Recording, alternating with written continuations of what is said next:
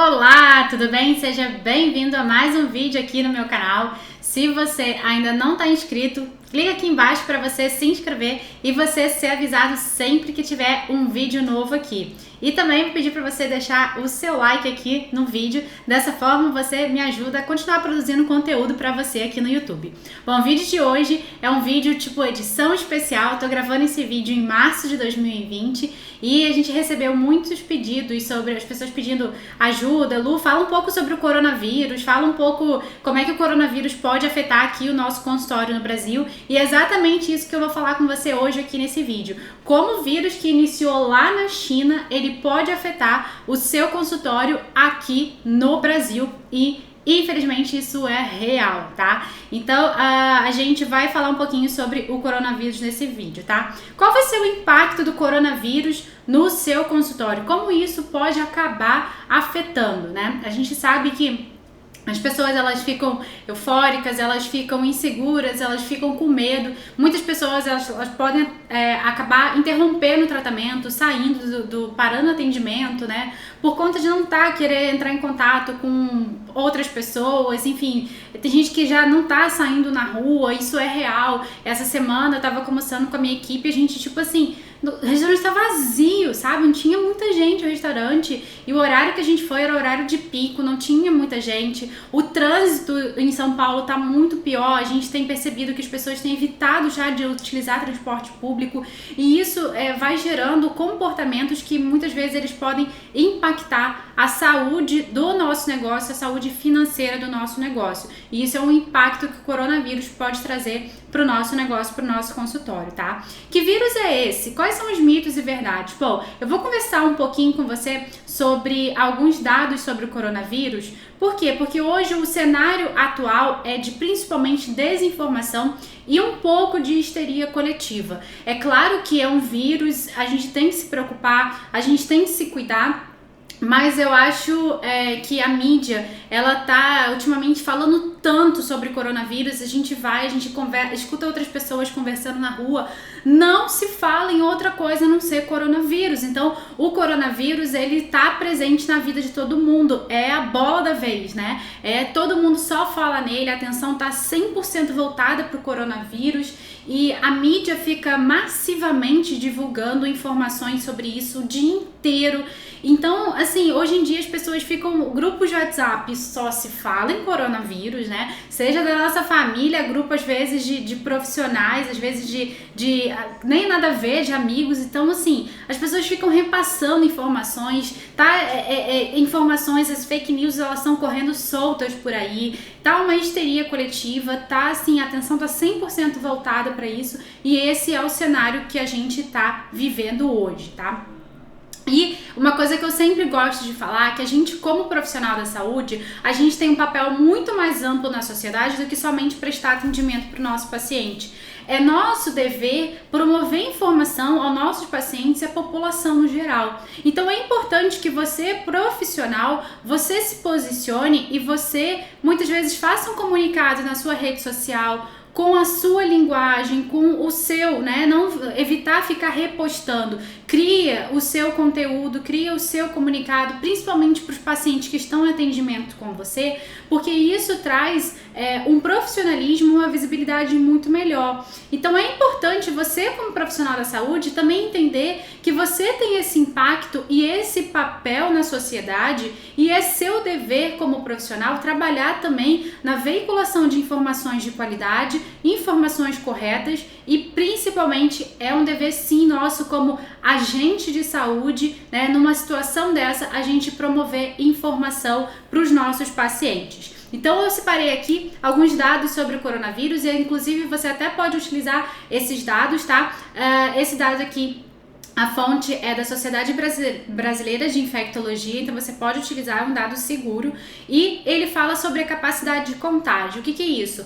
Quando uma pessoa ela está infectada com o vírus, ela tem capacidade de contagiar quantas pessoas? Então a Covid-19, a coronavírus, ela tem capacidade de contágio de 2,74. Isso significa que uma pessoa, né, portadora que está com o vírus, o Covid-19, ela tem capacidade de transmitir para 2,74 pessoas. A H1N1, a última famosinha, né, que teve, a gripe suína, eu agora não lembro o ano exatamente, ela tem a capacidade de contágio de 1,5, significa que uma pessoa é capaz de passar para 1,5 pessoas. E o sarampo tem capacidade de contágio de 15, significa que uma pessoa com sarampo tem capacidade de contagiar 15 pessoas. Então ela tem a capacidade de passar para 15 pessoas. Então olha a diferença que é, né? A Covid-19 comparado ao sarampo. O sarampo tem uma capacidade de contágio muito maior do que a Covid-19. Não significa que a gente não deve se preocupar, mas a gente só deve entender a proporção que a Covid-19 tem e repassar essa informação para os nossos pacientes. Outro dado importante sobre o coronavírus: as pessoas que pegaram o vírus, né, coronavírus, 85% dos casos foram considerados leves, ou seja, não foi necessário nenhum tipo de intervenção hospitalar. Essas pessoas elas só tiveram que ficar em isolamento domiciliar, como se fosse uma gripe comum, para evitar essa capacidade de contágio, né? É uma medida que está sendo utilizada durante o coronavírus, né? Essa pandemia que tá. Então, 85% dos casos são considerados leves. 15% dos casos necessitaram internação hospitalar fora da UTI, precisaram de um suporte hospitalar, mas sem necessidade de intervenção na UTI, e somente 5% dos casos tiveram necessidade de um suporte intensivo. Então é considerado, é uma doença leve, tá? De 80 a 85% dos casos são casos leves, que os sintomas eles passam como se fosse um resfriado. Então é uma doença considerada leve, tá? Isso a gente também tem que repassar para os nossos pacientes. Aí a gente só precisa dar atenção que tem dois principais grupos de risco. Então, se você trabalha, se o seu público-alvo é de pessoas idosas, você vai ter que ter mais atenção. Por quê? Porque os idosos estão no grupo de risco. Idosos são um dos grupos de risco. Então, a letalidade do coronavírus por grupo etário: pessoas de 50 a 59 anos apresentam uma letalidade de 5% quando elas entram em contato com o coronavírus. 13% pessoas de 60 a 69 anos, e aí a gente já começa a ter um salto maior, né, de 70 a 79 anos tem uma letalidade de 29%, e acima de 80 anos tem uma letalidade de 53%, né? A gente, como profissional da saúde, a gente entende por que isso, né? Obviamente, com a avançada idade, todo o sistema imunológico fica mais enfraquecido, a gente muitas vezes tem esses pacientes com outras comorbidades, então são um grupo que merece mais atenção. Então, se você atende pessoas idosas, recomendo que algum caso de sintoma, febre, né, de gripe comum, que o seu paciente ou familiar ou responsável desse paciente, ele entre em contato com você profissional e que você suspenda o atendimento, tá? Eu acho que é a medida mais prudente nesse momento. Então, se você trabalha com idosos, reforçar muito a comunicação e principalmente as medidas preventivas para que esse grupo de risco ele não seja afetado de forma alguma, né? A gente tente evitar isso. E o segundo grupo de maior risco são pessoas com comorbidades como doenças respiratórias e doenças cardíacas. Então é importante, se você atende algum perfil, né, de público-alvo, ou idosos ou pessoas com comorbidades como doenças respiratórias e cardíacas, atenção redobrada, e ao menor sinal e sintoma de Covid-19, interrompa o atendimento. A letalidade do coronavírus. A Covid-19, ela apresentou uma letalidade de 3% dos casos, tá? Então a letalidade dela é muito baixa. Isso significa que 97% das pessoas que tiveram a Covid-19, né, não tiveram, superaram isso, né? e 3% das pessoas, né, vieram a óbito. A dengue tem uma letalidade de 3,80%, ou seja, muito maior do que a Covid-19, e a dengue aqui no Brasil não foi feito esse alarde todo, né? E a SARS, que é muito comparado com a Covid-19, está sendo bem comparada, ela apresentou uma letalidade de 8% no auge dela, então quase 3 vezes maior do que a Covid-19, e não lembro da imprensa né, tanto isso, né, na SARS quanto a Covid-19 agora. E por que tamanha histeria, Lu? Porque é o seguinte, gente, esse estudo aqui feito pela Outbrain, foi feito um estudo com diferentes chamadas, né? E eles viram que as chamadas que tinham tragédias, coisas negativas, elas tinham 30% mais de clique do que as chamadas ou positivas ou sem superlativos. Então é comprovado que o ser humano, ele presta mais atenção e ele consome mais quando se trata de coisas negativas e tragédias, né? Então a mídia, obviamente, sabendo disso, ela vai veicular muito mais, ela vai se utilizar disso, né, para conseguir mais audiência, conseguir vender mais, vender mais jornal, conseguir vender mais, enfim, o produto dela. Então as pessoas, infelizmente, elas gostam e elas consomem muito mais, principalmente notícias negativas, notícias trágicas. Isso foi comprovado nesse estudo. Então, já sabendo disso, a mídia, né, já veicula muito mais. Então é a gente entender como as coisas funcionam e a gente entender também, com dados, né, que os dados que eu acabei de mostrar para vocês, é legal vocês fazerem um comunicado com a linguagem de vocês, com a opinião de vocês, porque o que acontece? Quando a gente fica repostando, a gente deixa de dar a nossa opinião, a gente deixa de dar, a gente não se usa como veículo de informação, veículo de comunicação com os nossos pacientes. Então é legal você fazer um comunicado para os seus pacientes, você fazer um comunicado impresso, você explicar, colocar as medidas de prevenção, algumas medidas que você vai tomar no seu atendimento, que eu vou falar um pouquinho mais à frente aqui com você. Então faça esse comunicado, porque isso agrega valor a você como profissional, mostra que você se importa com o seu paciente, que você quer trazer uma informação de fato de qualidade, uma informação de real, né? Porque a gente está numa era de fake news aí, a gente tem como nosso dever a gente criar nossa informação, a gente ser uma fonte de confiança para os nossos pacientes, para a gente veicular uma informação correta, tá?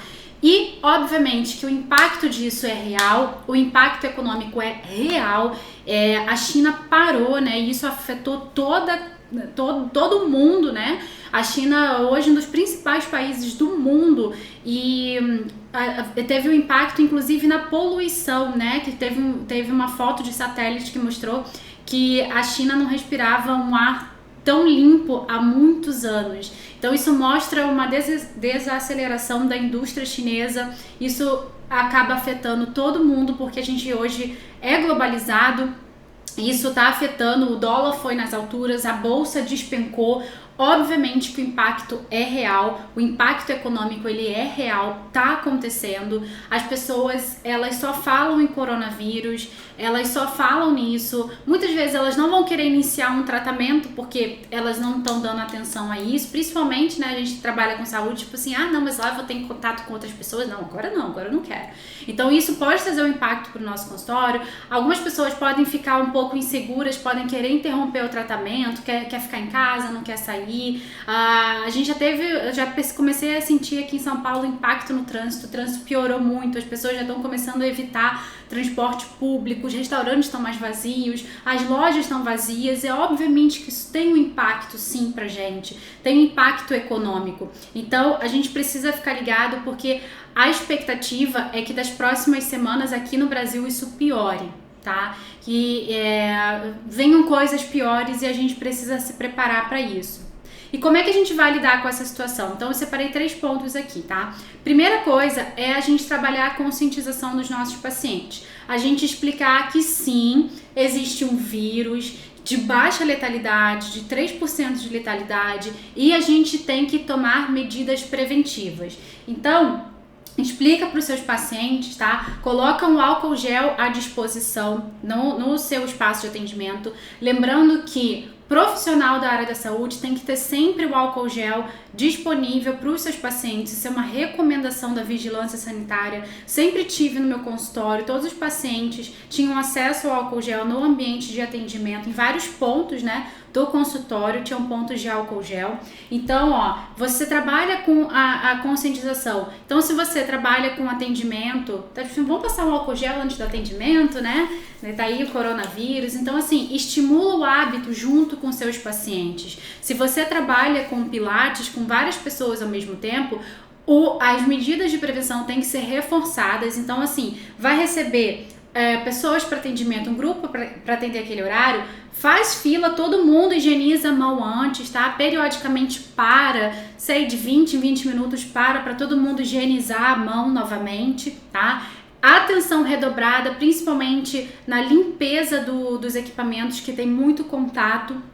E estabeleça um hábito, peça ajuda dos seus pacientes, fala assim, olha gente, toda vez que a gente for trocar de equipamento, eu vou pedir para você que está aqui, você higienizar o seu equipamento, o estofado, para o próximo paciente. Então, estabeleça esse hábito já com os seus pacientes, tá? Isso é bem legal de você fazer, lembrando que a higienização dos estofados, ela deve ser feita com álcool 70 líquido, tá? No borrifador e com papel toalha, não pode ser paninho. Você higieniza, papel toalha e joga fora no lixo, tá? Lembrando que também é uma recomendação da vigilância sanitária, esse material está sempre disponível para os seus pacientes. Embora muitas vezes o profissional que faça essa higienização, o paciente ele tem que ter acesso a isso para, no caso, se ele julgar necessário, ele fazer a higienização quando ele bem entender. Então aproveita essa questão que a gente está reforçando as medidas preventivas de higiene,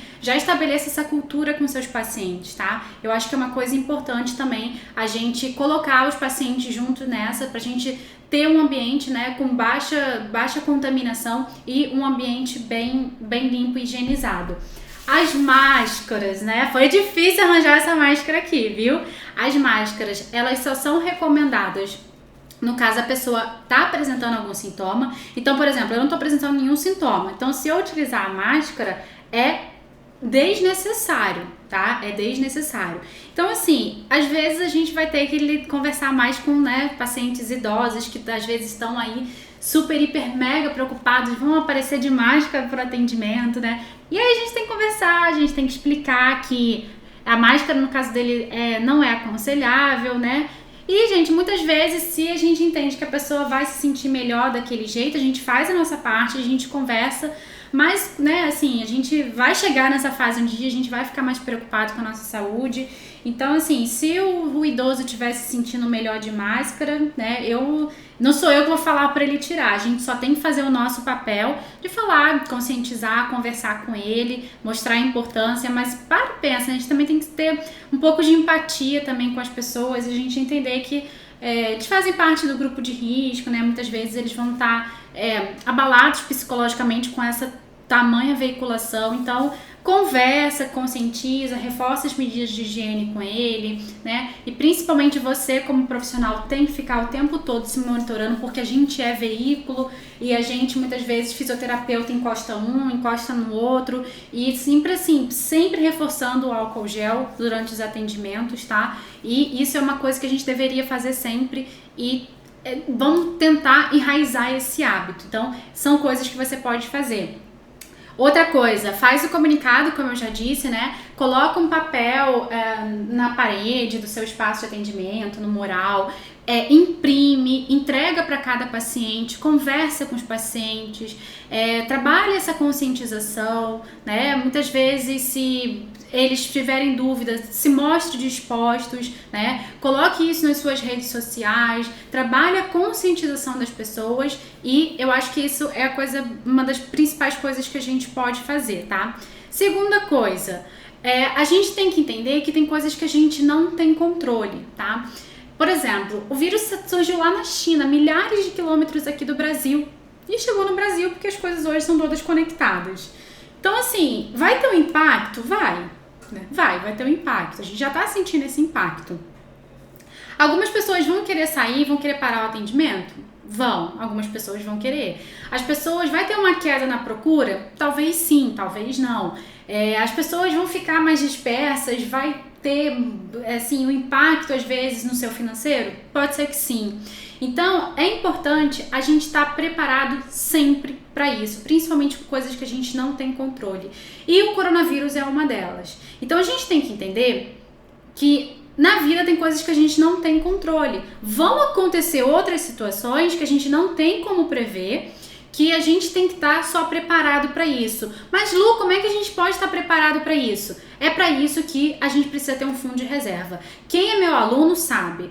Gente, profissional precisa ter um fundo de reserva, principalmente quando você tem o seu consultório, a sua clínica, o seu estúdio de pilates. O que é o fundo de reserva? É um fundo, é um dinheiro que você vai ter, que você for necessário no momento emergencial, você vai precisar acionar esse fundo. Então, quanto é recomendado que você tenha no seu fundo de reserva? No mínimo 6 meses de custo operacional. O que é custo operacional? É tudo que você gasta para manter o seu negócio, desde o aluguel, condomínio, luz, imposto, pagamento de funcionário, seu salário, tudo. Então, digamos que você tem um custo operacional de 10 mil reais no seu consultório. Quanto você vai ter no seu fundo de reserva? Você tem que ter no mínimo 60 mil. Esse dinheiro é para ficar parado, tá? Porque se a gente precisar, a gente tem onde acionar.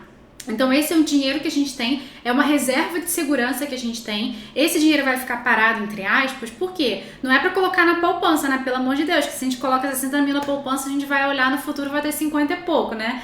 Mas enfim, a poupança nem tem rentabilidade, é péssimo. Então coloca num Tesouro Selic, numa renda fixa, que vai te garantir uma rentabilidade e você pode resgatar rápido. O fundo de reserva você tem que colocar numa aplicação que você possa resgatar a qualquer momento, que não fique presa. Por quê? Porque é um fundo que você precisa acionar caso alguma emergência aconteça. Então pode ser que você vá acionar o seu fundo de reserva. Então é por isso que a gente tem que estar sempre cuidando da gestão e a gente tem que estar sempre trabalhando para ter mais pacientes, para fidelizar os pacientes, para a gente ter um negócio sólido e sustentável. Por quê? Porque se um coronavírus ou uma coisa que acontece, ele impacta tão forte o seu negócio, é porque você não estava preparado para isso. E um gestor, um empresário, ele precisa estar preparado para isso. É claro que a gente não sabe o que vai acontecer, mas a gente tem que estar sempre preparado. Então assim, mas eu não sabia que isso ia acontecer. Ninguém sabia que isso ia acontecer. Exatamente por isso que a gente tem que ter um fundo de reserva, a gente tem que ter uma gestão eficiente, a gente tem que estar sempre vendo os nossos custos, os nossos gastos, a gente tem que estar sempre trabalhando para ter mais pacientes, para a gente ter um negócio consolidado de verdade, que não é um vírus aí que vai quebrar o nosso negócio, que a gente pode se envergar, mas a gente não quebra. Então, é importante você estar sempre preparado. Então, não é se preparar agora quando acontece, é estar sempre preparado para caso aconteça alguma coisa. A gente tem que parar de só prestar atenção quando acontece um problema, mas infelizmente é assim que é o ser humano. Muitas vezes a gente só vai dar atenção quando as coisas de fato acontecem. Então, usa isso como algo positivo, no sentido de tipo assim, eu não vou esperar alguma coisa inesperada acontecer para eu cuidar da saúde financeira do meu negócio, para eu cuidar do meu negócio da forma como eu devo cuidar, para eu aprender sobre gestão, para eu aprender a de fato ter um negócio que vai conseguir passar por turbulências que vão acontecer, que faz parte da vida. Então, isso é mais importante, é o principal recado que eu quero te deixar nesse vídeo. Não espera alguma coisa grave acontecer. Trabalha preventivamente. A gente sabe que as medidas preventivas são sempre as melhores, né? A gente, como profissional de saúde, deveria levar esse aprendizado para a parte de gestão do nosso negócio, mas a gente, né, tipo, empurra essa sujeira ali para debaixo do tapete, fica enrolando. Então, assim, deixa esse alarme soar e, tipo assim, veja isso como um aprendizado, como algo positivo que você pode corrigir daqui pra frente, tá? E se você já tem o seu fundo de reserva, se você precisar acionar o seu fundo de reserva, é pra isso que ele serve, e aí os próximos meses você trabalha pra recuperar esse dinheiro aí que você utilizou do seu fundo de reserva, beleza?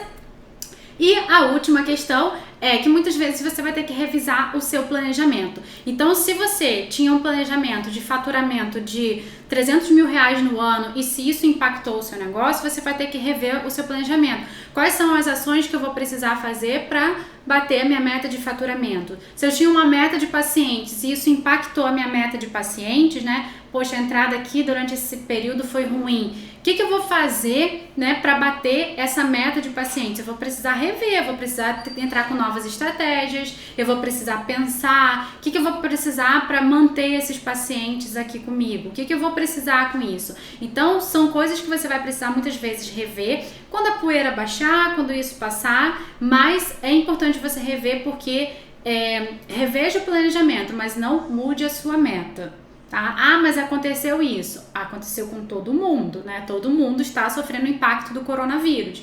Então, sempre quando a gente está diante de um problema, a gente precisa pensar na solução e não o que a gente vai fazer para se esquivar do problema.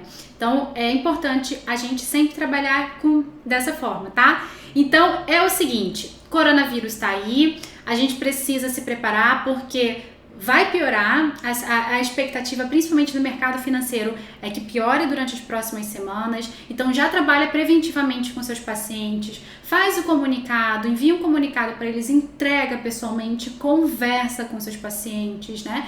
Que não é preciso que eles interrompam o tratamento, reforça as medidas, fala que você está tomando, né? Explica que você vai tomar medidas preventivas dentro do seu ambiente ali, do seu consultório, para que ali seja um local seguro, né? Reforça isso com seus pacientes, é o que a gente pode fazer, mas principalmente esteja preparado para tudo que possa acontecer. Turbulências sempre vão existir, mas a gente como profissional, como gestor, principalmente como gestor maduro e responsável, a gente tem que estar preparado para isso, tá bom? Espero que você tenha gostado, pode deixar seu comentário aqui embaixo, um super beijo e até a próxima, tchau, tchau!